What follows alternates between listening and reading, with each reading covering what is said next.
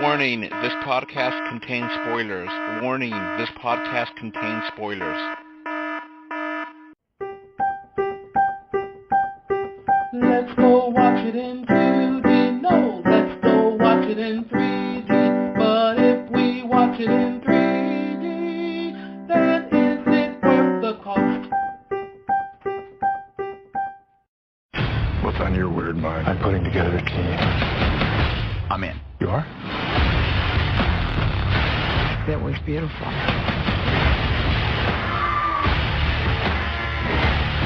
These things are going to keep coming. You get tactical. I'm on bug duty. Let's do it. Ride ain't over yet. My man! Justice League. Rated PG-13. All right. Welcome to the spoiler-filled review of Justice League. I am Adolph Vega. I'm with... is James Tate. And this review will have full spoilers. So Yes. this is your If you first don't and want- only warning. If you don't want to be spoiled, just watch the spoiler-free review. And the spoiler-free review will also have a 3D section.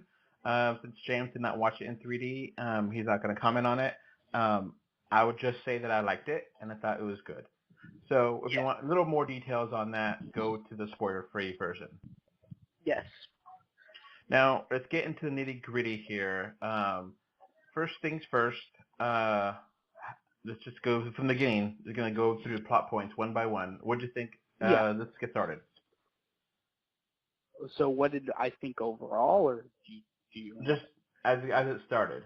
Let's just keep going one thing at a time. I think that this movie kind of had a bumpy kind of, start and everything.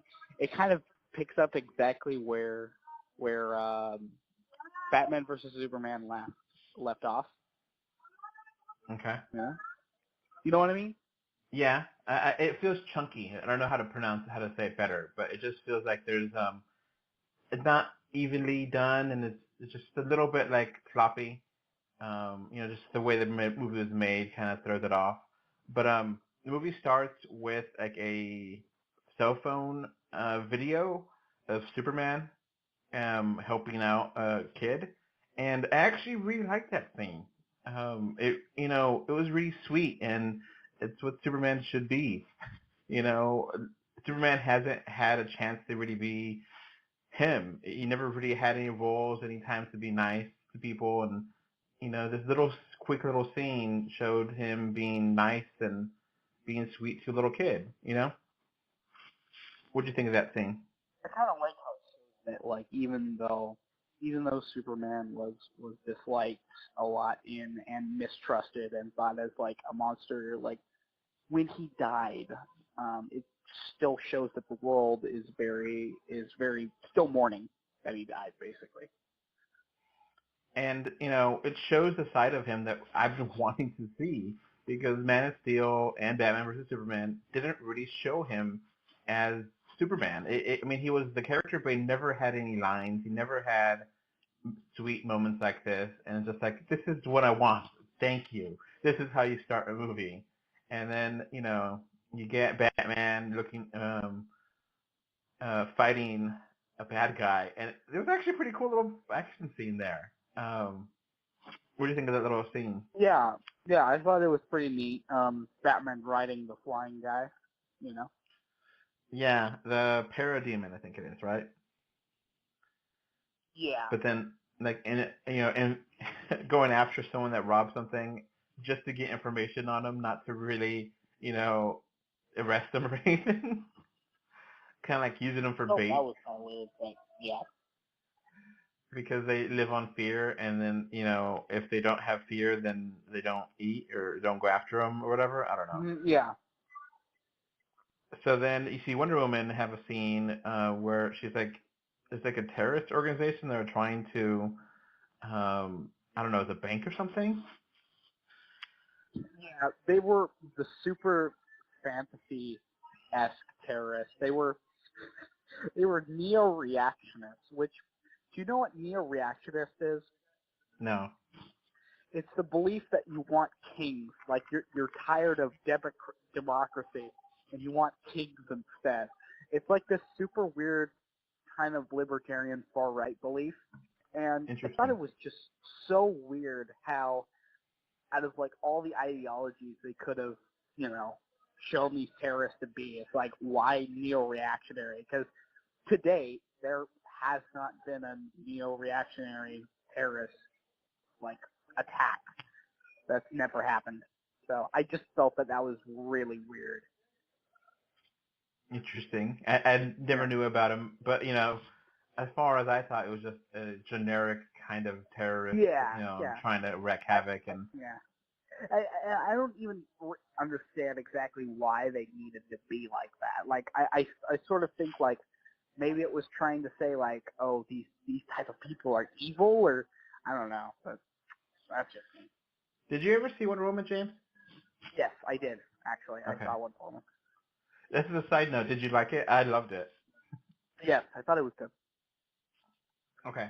So then we get, I guess, Alfred talking to Batman, and he's trying to get everything going to try to get Wonder Woman and try to get Cyborg and the Flash and, or do we get Aquaman scene next? I forget. We get Aquaman next. Yeah, and then I like him. I like this Aquaman. I think he's pretty tough, and he's not a joke like Aquaman has been forever. He's actually pretty, hardcore. Yeah, he if anyone kind of a callback, I think he's a lot closer to the animated universe version of Aquaman than he is actually the comics, which was kind of interesting. I don't know if you kind of thought that, but that's what I kind of got from it, like his look and things. Yeah. He's more, I don't think he's the king of Atlantis in this. I think he's just there. It's kind of vague if he was the king or not, because being the king of Atlantis is different from being just, a person in there. But Aquaman, I like his personality too. It's kind of fun. And he's not, Super Friends kind of ruined it for a generation. But he's a cool character, He's incredibly powerful. People don't think about it, but like Aquaman has to be powerful because he lives in the bottom of the ocean. The atmospheric water pressure is immense. You have to be super strong to be able to live under there, and then travel upland and be totally fine on land too. And if people just don't give him respect in the finding, he's just really badass in this, and I like him. And then, so we got some cyborg action. I kind of warmed to him. He kind of developed as the movie started. At the very end, I started to kind of like him, but it was very in the beginning. I was like, he just kind of, he's not comfortable in his own skin. Literally, he doesn't really. He's not, Yeah. Yeah. So he seems more, very less human, like more robotic than human, and not really sure how to control his robotic tendencies as well.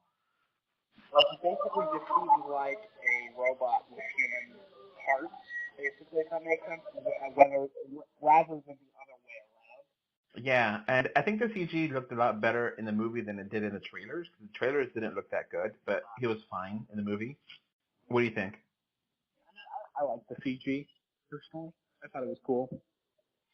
And then at the very, very, very, very end, you get to see, Cyborg look more like his comic book and animated self. And that was nice, You kind of got to upgrade to the suit or something.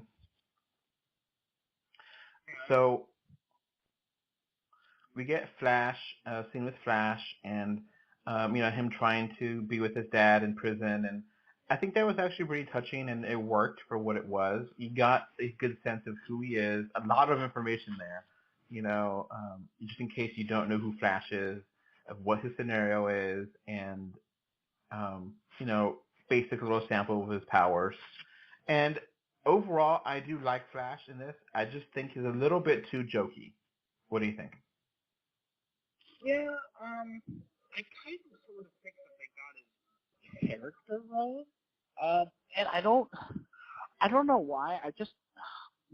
I really like comparing this Flash to the Flash from, for example, Justice League Unlimited, or Justice League the animated series. I think is a really good adaptation of Flash, and they decided to go in a different approach. And I mean, I wasn't a huge fan of what they did. I mean, he's not bad, but I much prefer the Flash from that show. Yeah, I think this is like a very early on Flash. Like he doesn't really know all his abilities and what he could do. But I kind of feel like, come on, he could do more than just be fast. He could be, do some things with the vibrating, and which sounds weird, but if you know Flash, you get it. And how he could make little tornadoes and throw lightning and all that kind of jazz. It's pretty interesting stuff. So he doesn't get that chance to do that here yet. But I do like him. I just think they kind of overplayed the comedy element of him. I mean, for the most part, I do like the jokes he had. And so let's get into the big bad, which is Steppenwolf. And he's trying to go around the world getting mother boxes to become the super-powered. I don't know. If he gets to 3 mother boxes, he has ultimate power or something. And then he could, so there's, the mother boxes are all over the world. Different people have them. The Atlanteans have one, the Amazonians have another, and Cyborg has the last one. And Cyborg is actually kind of part motherboard or mother box or whatever. It was kind of like it inspired the technology from the New Gods world, kind of inspired Cyborg, which is kind of a different way of doing the character too. So, we get. What do you think of Steppenwolf? I mean, he's powerful, but before Superman shows up, but that's another story. I mean, he's pretty strong, but I don't know. He doesn't really have a personality, to be honest. Yeah, he's pretty much a generic alien wanting to invade other planets. He kind of reminds me in a lot of ways of what is it? Not Kang the Conqueror, but the guy from Guardians. Oh, yeah, the first bad guy in Guardians of the Galaxy. Yes, he reminds me of him in a lot of ways because he's got a similar like fighting style. He has a giant like hammer. He he's on this quest to get power item, or in this case, power items. Mm-hmm. I mean, to me, he like very much resembles him. No, Ronan the Executioner, that guy. Yeah, I think Ronan was a little bit more memorable, but he sucked too. I kind of think Steppenwolf sucks. I think he's a bad villain. I just don't care about his plan. I don't care about him. And one of the things that they do, he goes to different parts of the world to get the mother boxes, but I don't really feel that he's a world threat, that he's menacing enough that the whole world knows what's going on. It's kind of concentrated in a power plant in Russia, and I don't know the whole world knows what's going on with, these things. It just, okay, these flying things are coming around here and there, but they don't understand it. And I kind of thought that Zod was a bigger threat, global threat than him. And Steppenwolf is kind of like a stepping stone to Darkseid. And Darkseid is the real villain and the more interesting character. I never liked Steppenwolf in general. Even in the comics, I thought he sucked.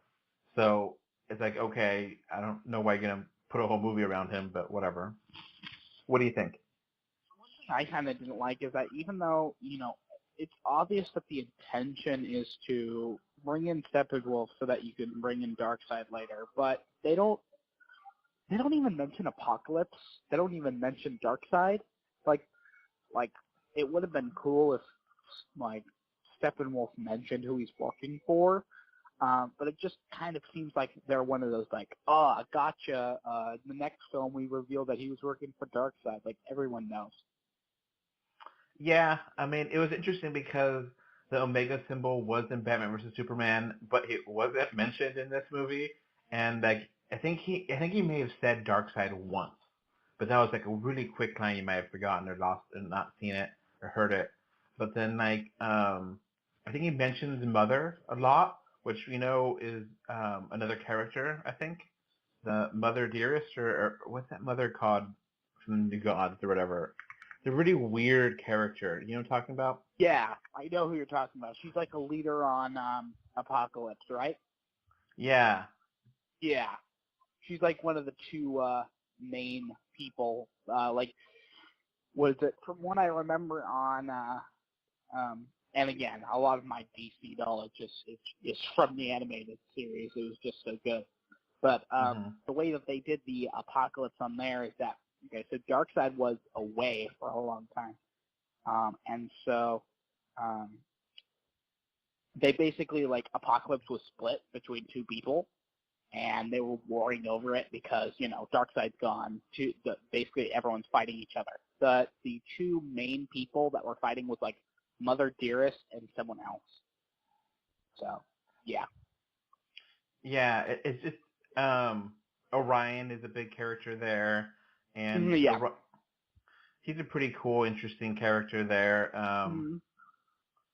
But yeah, Mother Dearest is really weird because like it's like a strong female character, but it looks like a hermaphrodite or something, or I don't know. Yeah. It looks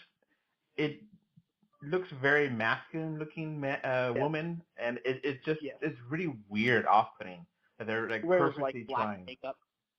Yeah, Or black like lipstick. yeah, and it's just like really weird looking character. I don't know why they I mean I don't know. Anyway, so we get to the plot of trying to do the mother boxes, and eventually you see different places go down. You see a pretty cool little scene with the Atlanteans and him seeing it from them, and Aquaman's wife was actually pretty cool in that scene. I don't remember her name, but I didn't really like her that much. Her personality was just kind of rough, and we knew like one line from her, but she has control over the water. Also, another thing that makes it really vague is like their status. Like, are they a thing? Have they ever been a thing? Are they going to be a thing? Like, you know what I mean? Yeah, Mira is the character, and Mira, yeah.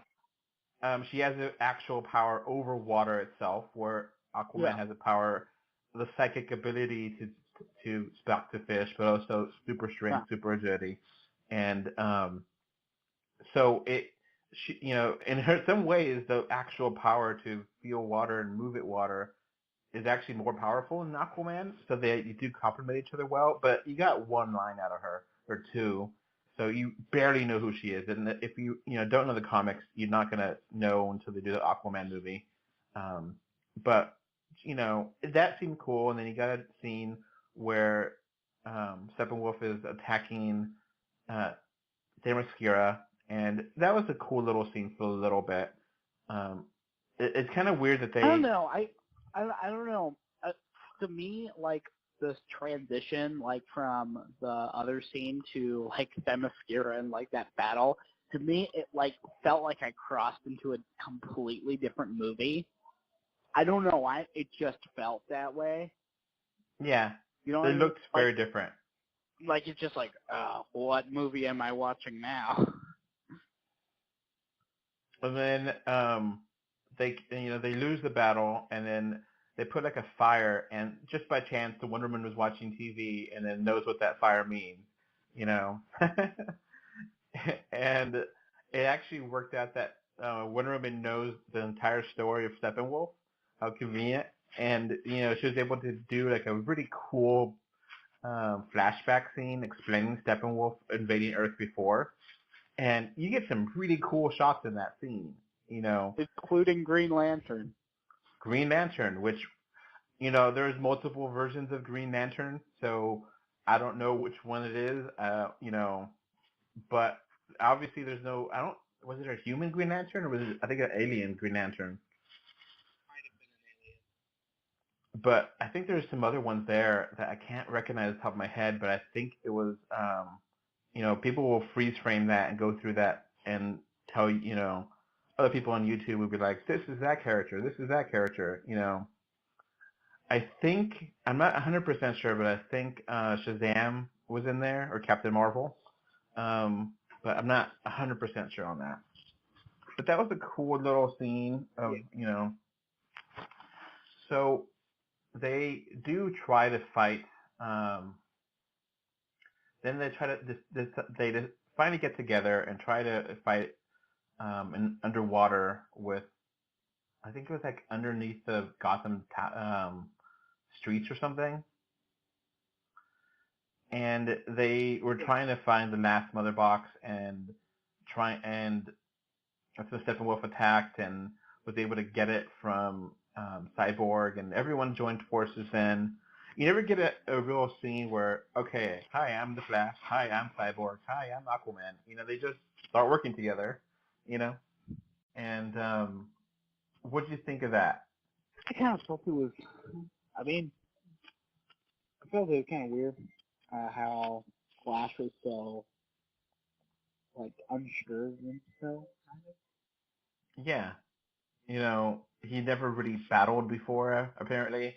He just has to run super fast and push someone out of the way, and then that's it.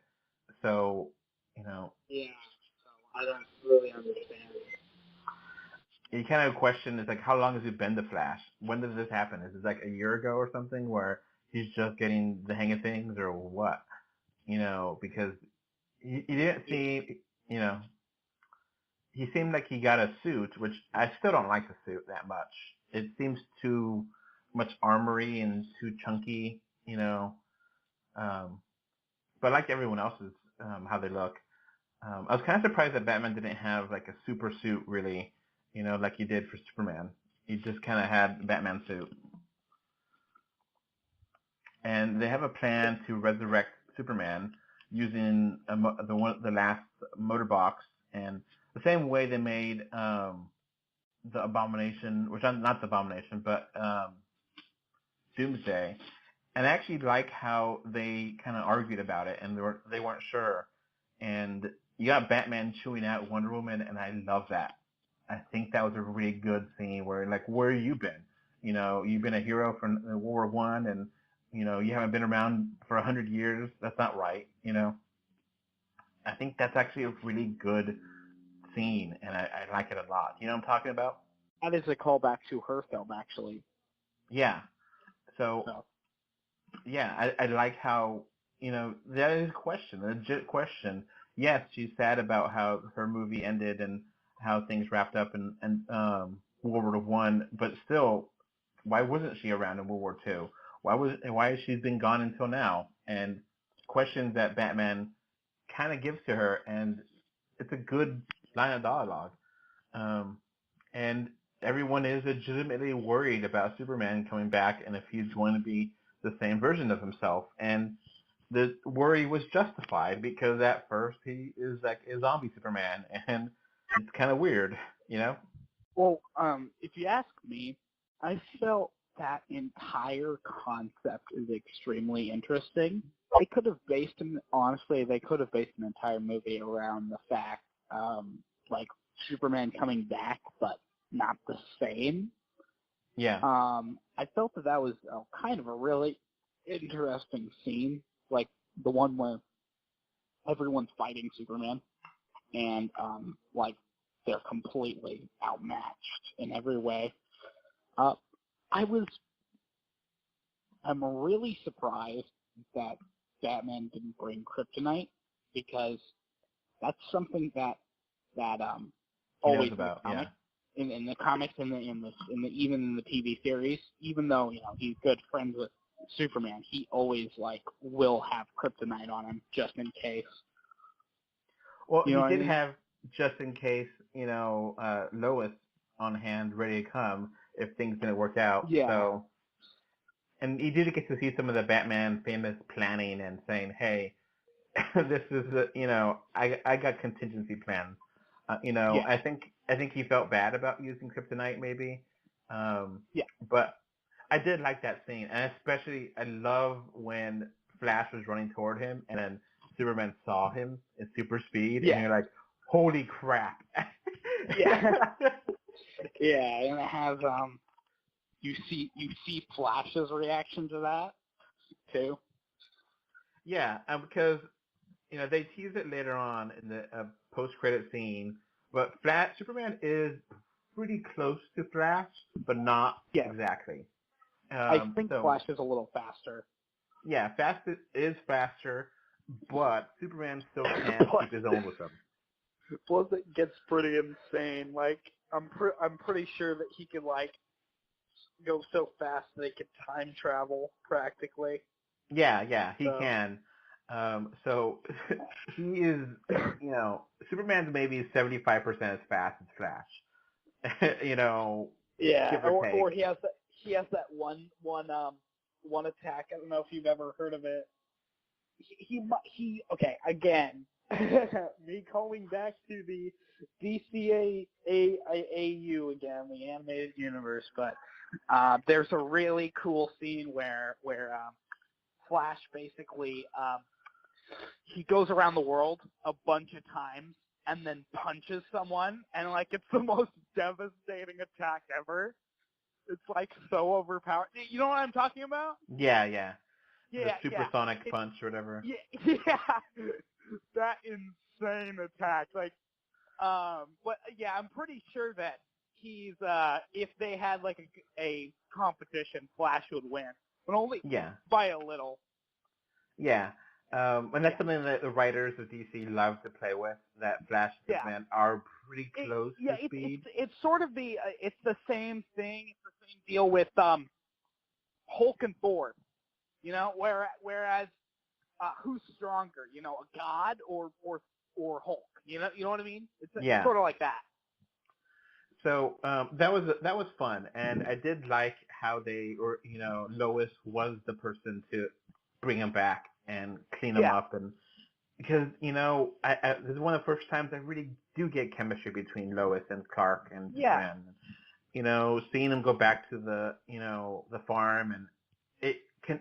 Usually that scene could have slowed things down, but it really connected, and it's like, yes, this. I felt that was a cool scene. Although, the problem is that I feel like a lot of I love what they did with Superman in this film. Yeah. I think that this was the best. This is the best Superman out of the 3 films he's been in so far. However, the problem is that he doesn't get a lot of screen time. He doesn't get a lot to do. And I felt that was kind of a missed opportunity because, honestly, and to be honest, this film has a very similar problem to all the other DC universe films so far, the live action films, is that lots is going on. This film is very cluttered with a whole bunch of things going on at the same time. And unfortunately, in Superman's case, it really kind of messes it up for him because I wanted to see more Superman in this film. I wanted to see more of, oh, you're back from the dead. How was that? And he's like, kind of weird. I'm like, I wish that they did more of that. Yeah, I mean, he does go back to Clark Kent, but to the end of the movie, it's like, okay, how the hell are they going to explain that? Yeah, exactly. Yeah, exactly. Oh, I'm back from my trip. Like, you know what I mean? They had a funeral on his house. His mom was there. So, I mean, that's going to be something that they hopefully they explain in Man of Steel 2 or other movies in the future. I kind of thought it would be interesting if they do the whole I thought they were kind of do is how they were propping up Superman as sort of like a messianic figure in the sense that like he was God essentially. Well, I sort of thought it would be interesting if maybe not in this film, but in a later film, they sort of say that it's like even more so people believe that because now he's back from the dead, Yeah, I totally think that's going to happen. I totally think. Now, a thing too about this is that he was legitimately dead. Sin. He Yes. was legitimately dead. In the He comics, wasn't in he a has never coma. died. Yeah, In the comics, in the Superman Death of Superman comics, he was in a quote unquote deep coma state, and some robot woke him up, and took a while to get him out of there. But he's never really officially died. And in this, no, like he died. he was gone. He was completely dead. So Although, that's okay, to be fair though, like the way that they did it, like, okay, we're gonna drop this block into the water, and then Flash is gonna have to go super fast, and then touch the water. Just kind of like, I thought that was kind of batshit insane. I thought that was cool, but it was crazy. I mean, it's like, okay, we're gonna drop this, okay, because to me, okay, you think that there is gonna be this like master plan. They're gonna do all this technology, and then that's how he's gonna come back. But it's basically like we're reviving Superman by throwing a toaster in the bathtub water. okay. Yeah, basically. But I mean, yeah. it worked. I mean, it worked, but still. Yeah, that was kind of a funny thing because it kind of, how they did it was actually kind of clever because you needed Cyborg to hack the thing, and you needed Flash to do his super speed to make the kinetic energy lightning bolt, and Batman was the one that planned it, and Wonder Woman's just like, I don't believe you guys. You guys are stupid. This is a bad idea. Fine. One thing I kind of thought was weird about that scene also is like the second he was revived, he just bursts out of the it's like a millisecond after he awakens, he's already out of the building. Yeah. You know what I mean? And we didn't get a black suit Superman, and we didn't get the mullet Superman. Yeah, what they should have done is they should have done the Superman clone saga. No, that's terrible. There's the whole robot Superman, and then the clone, which is actually his Superboy. And then Superboy? No. I've actually read the entirety, I own it too, of the entirety of the Superman, Death of Superman, and it is just a mess. There's too much stuff going on there, and there's like a whole side thing with the Green Lantern's like hometown being destroyed. It's like, what does that have to do with anything? Because what is it? They decided to turn Hal Jordan into a villain for a while, and he just goes apeshit and kills everything. Yeah, and just like, what does it have to do with anything? It doesn't. So whatever. Whatever. But I kind of, because they now have it's like a 5 with Superman. One thing that I kind of thought that was a good part on the film is not showing Superman in any of the trailers and not having him in any of the promotional material. So, like, you have a hunch that he's going to come back sometime, but you don't really know. You know what I mean? Yeah, they had, like, one of the trailers they had Superman, but it was like a dream of Lois. Yeah. And I haven't seen any commercials recently about it, but they have been incredibly good about that, where they basically spoiled a major part of Batman vs. Superman with Doomsday. They did not do that with this movie. And I think everyone was assumed he'd be back, but they did not do it, and it was good. Yeah, they didn't know how. Yeah. We all suspected it, but we didn't know how it was going to happen and if it was going to happen. But we all knew it was kind of thing.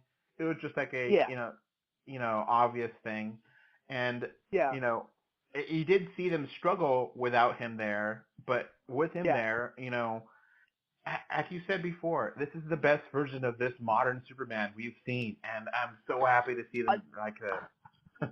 Another thing that I thought that they could have briefly mentioned or briefly explained is the fact, Superman has not decayed at all.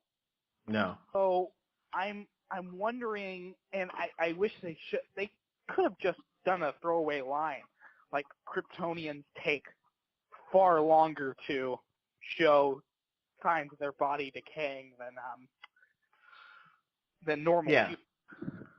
Yeah. That's just what I assume, but it's not something that's kind of said. Like, he's been dead for at least a year. So for Yeah. normal people, he'd look pretty messed up, but he looks like almost Perfect. like he was just buried. You know what I mean? So, yeah, and that's one thing that I think we both kind of agree on, that this movie's really rushed. They rushed through a lot of things.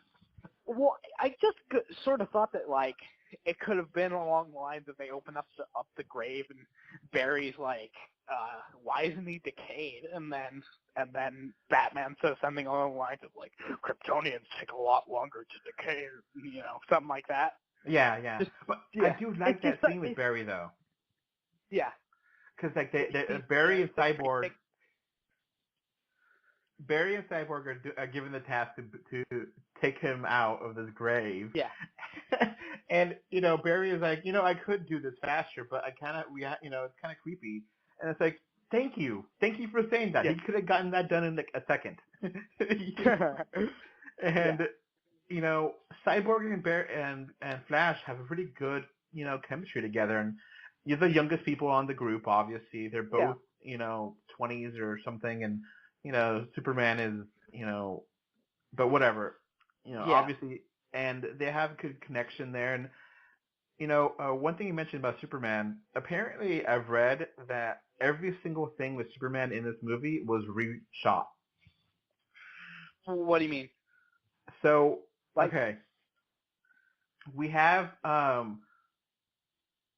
Zack Snyder made the movie and had to leave because the situation with losing his daughter, and Josh Whedon came in. Josh Whedon being Avengers, Avengers 2, and Iron Man, and so he took over. And one of the things that they said he did was reshot every single scene of Superman in it. So this version of Superman is the version with Josh Whedon's idea, and a lot of the jokes and how they interact with each other is Josh Whedon making that happen. Yeah. So, I think it's better for it. And, we both really like both Avengers movies, and this is more or less one of the better DC movies because of that. You know? Yeah, and I mean, it still has some of the issues that other DC films have. I think that, eventually they'll perfect it. They'll find a way to kind of, make it work. But right now I think they're getting better, Yeah. So I think they're getting, So let's go back to the movie plot. They go to Russia to try to stop Steppenwolf, and it's kind of a random place to set it, and it's all ugly looking. I don't know if you might notice that, like, the color palette is just nasty. It's like go to somewhere in like Eastern Europe or whatever. Yeah, and it's just like, okay, we're gonna try to avoid any people from actually dying in this because everyone's bitching about Man of Steel and people dying. So we like are surrounded by this like small family, and like you see a couple of scenes with them, trying to survive, and then you see Flash save them, and that was a great, awesome thing when Flash got the car and was like doing super speed on them and took them out of the area, and then you see Superman, get a whole building full of people, that was a cool scene, and Superman instantly worked well with everyone else, and how the idea with Cyborg to separate the boxes, and Superman had to be the one that does it because he was strong enough to do it, and that last scene of Steppenwolf was pretty cool. I was wondering what happened to those things in the middle of it, the flying things, and they were just kind of gone for the. I mean, I assume that they all went up in the teleporter, but I don't know. But like they weren't necessarily bothering everyone. They could have just been flying everywhere and bothering everyone. Yeah. But I guess they didn't smell fear, so they didn't. They weren't active or something, and then so Steppenwolf is gone. They just, they don't kill him, but he's gone, and then the boxers, I don't know what the hell happened to them. They just vanished. Yeah. He loses his hat though. So, Yeah. Ooh. You know, Loses his hat. it kind of reminded me of Thor Ragnarok. Yeah. So yeah, we get to the end, and Clark, everything, Cyborg is getting his new suit. We get Clark going back to the Daily Planet. We get, them setting up I guess, Justice League headquarters with Batman, which I like. Yeah. They had like a round table and, room for more, and, it wasn't a watchtower yet, but Yeah. they'll get there. And, Yeah. James, I had problems with this movie. It's rushed, really rushed at times. Some of the comedy didn't work, but I still liked it a lot. So what do you give it? Well, I mean, I think that it has, it still has a lot of the problems that, Batman versus Superman does. I think at the end of the day, it's a lot better. But I guess the biggest problem with the film is the villain kind of sucks. Yeah. And, I mean, I felt like they could have done more with Superman. Like, I mean, Yeah. there's just a lot of this film that I think you could cut off. You know what I mean? Well, I thought it was kind of fast. That's why I would have wanted it to be longer, because they wanted more, Well, Well, yeah. So what do you give it? What do you give it? 7 out of 10. Okay. I was going back and forth with 7 and 8, and eventually I settled on 8. I had a lot of fun with it. I thought it was, it has problems. You cannot deny that it has problems. So even the most fanboy DC fanboy has to admit it's not perfect. But I do like it. Yeah. And it feels more Marvel-ish, which is a compliment because Marvel does it better. Yeah, it was just a compliment because they do this film. I'm sorry. I do like the style of DC. I do like the, some of the more intellectual things they're trying to do here and there. But I don't like it as much as Wonder Woman. I don't. Yeah. But I do like it a good amount. So I give it an 8. And do you have any other? What do you think of the post-credit scene? Okay, well, the first post-credit scene I thought was pretty cool. Just having like Superman and Flash race. Of course, they don't. I guess the reason why they don't show who wins is to leave it up to fan debate. It's like who it's like the whole. I think a similar thing was done with the whole like Hulk versus Thor. Like, did Hulk really win, or did Thor win? Just he was knocked out. Like it wasn't fair. That kind of thing. The second I don't know why, but the second one's just really unintentionally funny.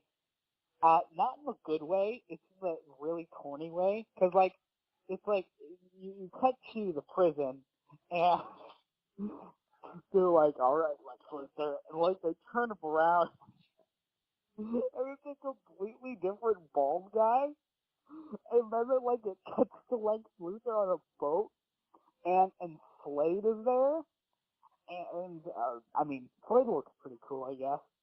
Deathstrike. He looked a lot like his. He looked Deathstroke. Okay, well, I was calling him Slade because Teen Titans. They call him Slade there. But yeah, he's there, and it's like, let's form a league of villains on our own.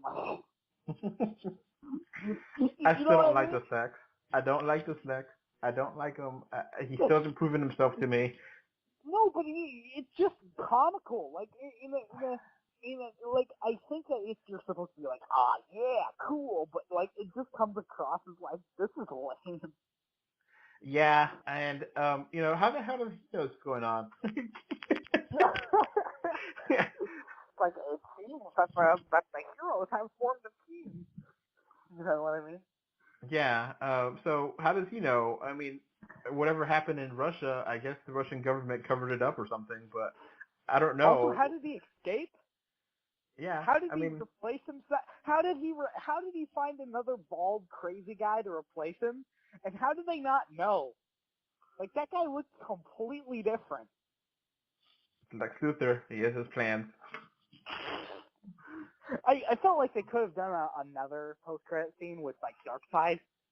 Similar to Yeah. how, like, you know what I mean? Like, at least show he exists. Yeah, like, you see Steppenwolf come back, and then Darkseid, Yeah, like, I'm it's disappointed like, in you. and all it has to say is like, you was like, it's just a like couple second scene, shows Steppenwolf come back, he's all beat up, he doesn't have his hat anymore, and then like, it's just like, you here, you have failed me, and like it just shows Darkseid, and then it cuts at the end. Yeah, I would have liked that. that's That it. would have been cool. Now, Yeah. one thing that was interesting, I don't know if you caught this, that some of the trailers kind of lie, and like, there's like a scene with Alfred, and then it looks like he's meeting Superman. That's not in the movie. Yeah. There's a scene where like Batman is looking up, and then it looks like Superman like floating there like a hologram. That's not in the movie.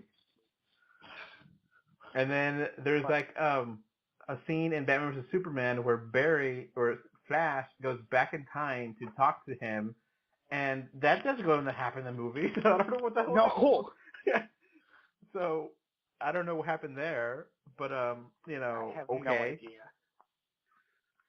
Is you know, the thing. I think we could do our own podcast on comparing Avengers to Justice League.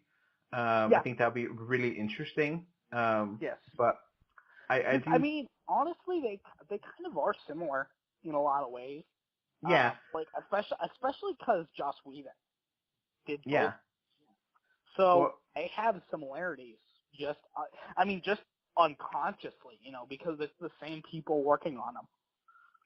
and then like Josh Whedon, I think this version of Superman is this version of him because of Josh Whedon, and I like this version more. It's what I wanted to be. It's more Christopher Reevish. So basically what you're saying is that the DC Universe films are better when they're Marvel films. Basically,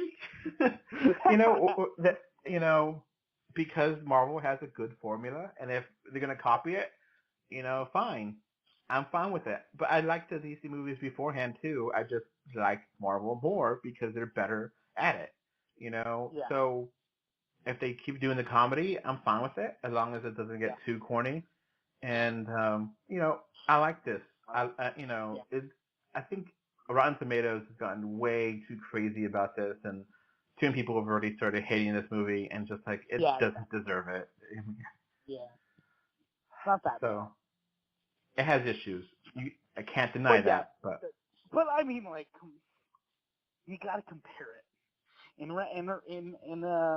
Everything is perspective, and so I think when you compare this film, like, it is better than Batman vs Superman.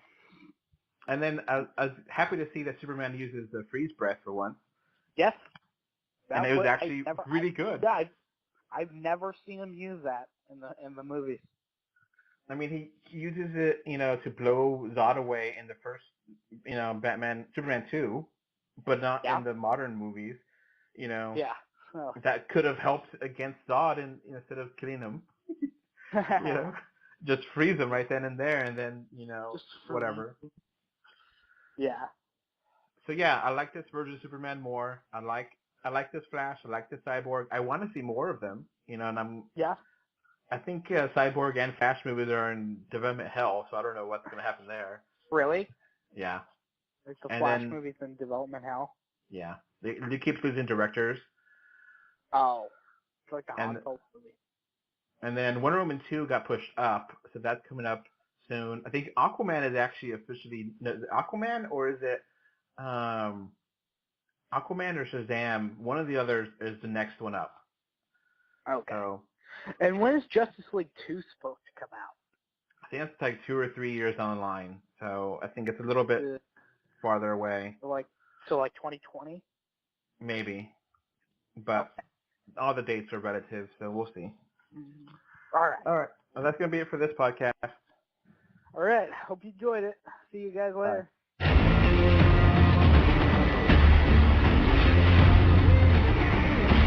All right, so that's going to wrap up this podcast. Remember to like, comment, favorite, subscribe, love, whatever. Heart it, do something. 3D or 2D.com can be found on Facebook, Twitter, Instagram, YouTube, iTunes, Google Play, Stitcher Radio, and SoundCloud. And if you want to send us email, our email address is email3dortwo@gmail.com.